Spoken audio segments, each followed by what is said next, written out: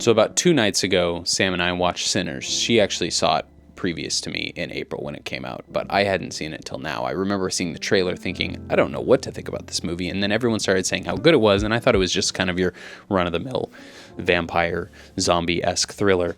But wow, what an incredible movie. I enjoyed it just so thoroughly, and there's a few reasons why, and I'm not even going to go over the story because you should just watch it. And also, the actual story of the movie wasn't even close to what I find to be the best parts of this movie. For starters, the cinematography is stunning. The visuals, the color, the mastering, the way it's filmed, the composition, everything just was so well crafted and so cohesive and had so much voice and so much character.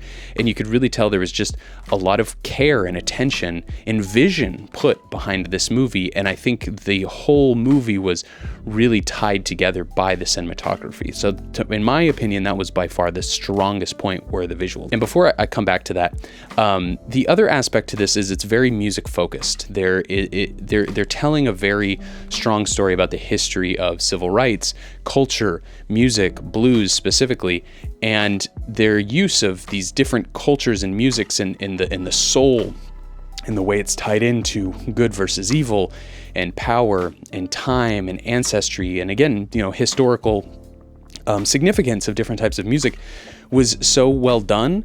And while I think it could have easily been very campy and cheesy for the tone of the rest of the movie, they did it in such a way that it just felt right. There were a lot of moments that I wouldn't describe as comedic, but it was light. There were playful aspects to the script and the storytelling and the way that the characters interacted with both each other and the world that they were in. It was very aware that some of the themes and some of the things that they were attempting to do were a little bit corny. I hate to be so vague in my descriptions, but frankly, the whole thing just had a vibe, like a really nice vibe to it. And there was a lot of visual gore. Someone gets stabbed in the neck and 2 gallons of blood spews out.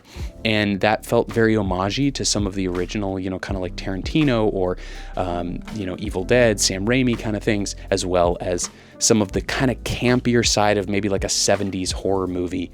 And it was aware of that, and then it was aware of like the musical pieces that it put into it. And then I want to speak specifically because this movie did not feel high budget per se. I mean, it was borderline a single location shoot. And so I assume it was done relatively cheaply. And the visuals were done so in the same manner. There was a lot of CG, or a decent amount of CGI stuff in there that you can tell was poor quality in terms of not high quality. Let me use a specific example. There's an example at the end where this kind of the antagonist is burning in the sun, and it looks very CG. But again, the way that it was shot, the color, the treatment, the way it was against the film grain, it kind of played again into this thing that they had been building into, this style that they had been building into the movie the whole time of campy 70s, slasher, blood-curdling kind of Evil Dead thing. But you're appreciating how awesome and how satanic and rock and roll and metal it looks. And it works. So I really love the movie, not for any one specific thing, but just because it felt like a movie where somebody tried to tell a story from a really unique but purposeful vision and intention. And that's what I love to see in a movie. I mean, if you do that thing, even if the movie's bad, but you come at it with a very specific style and voice, you're going to win me over every single day. Because I'd have to say, if there was something that I did not like about the movie, the ending. The ending just dragged on. There was a lot of unnecessary. There's a post-credits scene that I think was completely unnecessary and added almost nothing to the story, my personal opinion. There's also a decent use of flashbacks that are always a bit of a nails on the chalkboard thing, but that's very, very subjective. So I'd give this a 9 out of 10. It is a movie that I do plan to watch in the future. I found it to be very inspiring, especially right now, because of a lot of the color grading that I'm working on.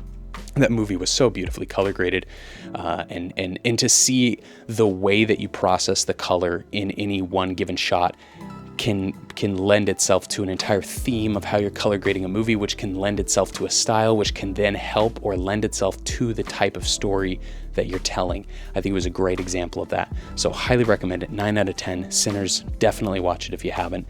I'm so sorry, but somebody in the comments a long time ago told me to watch it, And thank you. I should have watched it sooner.